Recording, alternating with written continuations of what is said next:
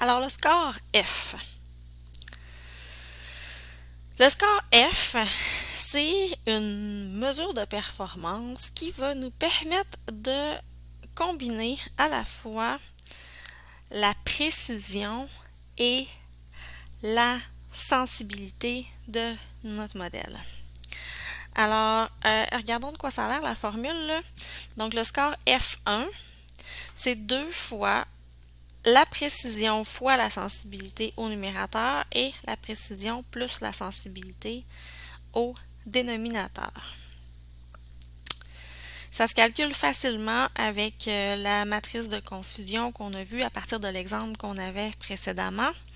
Alors, on avait une précision de 0,75 et une sensibilité de 0,9, ce qui nous donnait un score F1 de 0,82.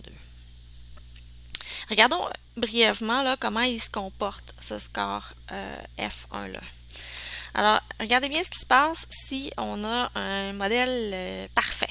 OK? Mettons qu'on a un beau modèle qui nous donne une précision de 2 fois 1. Mettons qu'il nous donne une précision de 1. Ça veut dire que tout ce qu'on a prédit positif est vraiment positif. OK? Notre modèle, il nous donne une très très bonne précision. Et puis une sensibilité de 1, ça se peut pas, OK? Mais donc, non seulement tout ce qu'on a prédit positif était positif, mais en plus, tout ce qui était positif, on l'a détecté, OK? Donc, on a un modèle parfait. Donc, regardons ce que notre score F1 va donner dans ce cas-là. Sur 1 plus 1. Alors, notre score F1, dans le contexte d'un modèle parfait, va nous donner 1. Alors, ce qu'on veut comme score F1 de façon générale, c'est le score le plus élevé possible. OK? Donc, si on prenait un exemple, par exemple, ou si on avait un autre cas là, où on avait une précision de, disons, on va en calculer un autre ici. Alors, mettons ici. Mettons qu'on avait une précision de 0,9. OK? Donc, dans ce que je prédis qui était positif, ça fonctionne bien. Les valeurs sont vraiment positives. Mais une sensibilité de 0,1.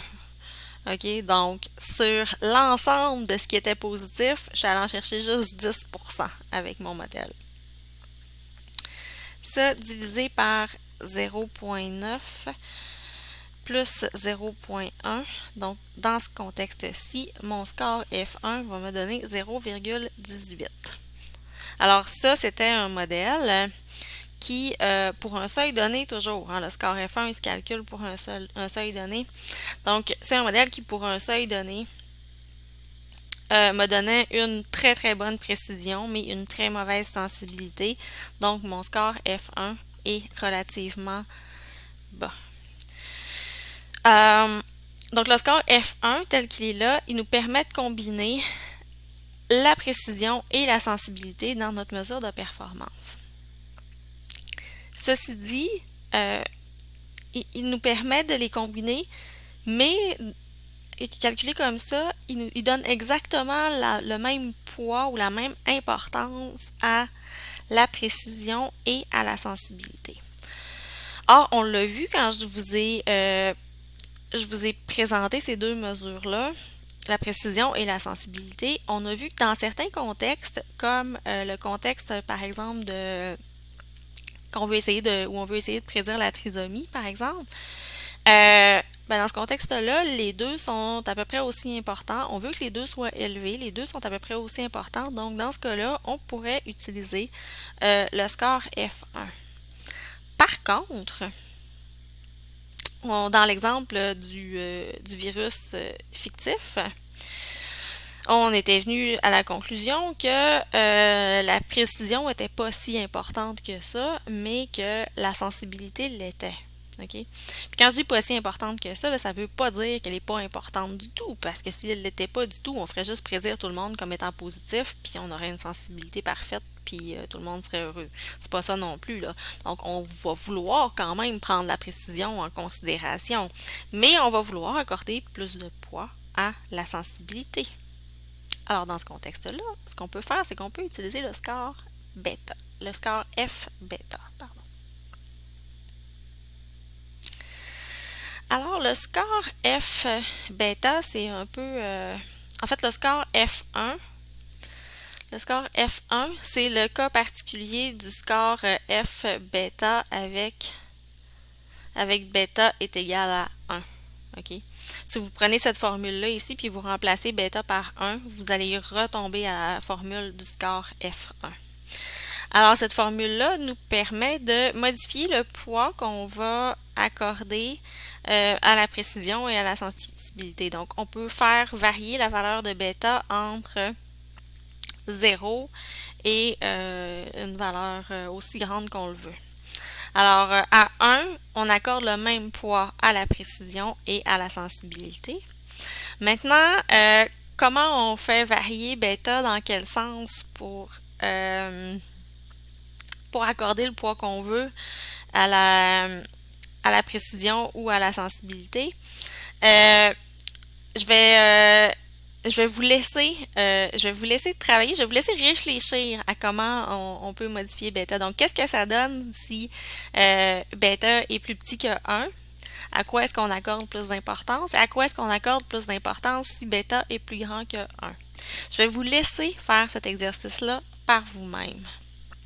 Alors, il y a 3 façons de réfléchir à ça et d'arriver à la solution, là. La première, c'est de réfléchir. Donc, de regarder la formule. Si vous êtes très à l'aise avec les mathématiques, vous regardez la formule, tout de suite, vous le savez. OK? Donc, pour vérifier votre intuition de comment ça va se comporter si vous êtes moins à l'aise avec la mathématique, vous pouvez faire des simulations. Donc, vous pouvez utiliser R, faire une simulation, faites varier votre bêta, votre précision, votre sensibilité pour voir dans quel contexte vous accordez le plus d'importance à la précision ou à la sensibilité. Et enfin, vous pouvez aller lire l'article que j'ai mis sur le site web du cours, dans lequel on explique tout ça et puis dans lequel vous allez trouver la réponse à cette question-là. Donc, à partir de ça, vous allez être capable de dire, par exemple, dans le cas du virus, comment vous modifieriez la valeur de bêta pour accorder plus d'importance à la sensibilité qu'à la précision. Je vais vous poser des petites questions là-dessus dans le questionnaire qui est associé à ce module et puis selon la réponse que vous allez avoir, là, vous allez être capable de, avec la correction, là, vous allez être capable de voir si vous avez effectivement trouvé la bonne réponse à cette question-là.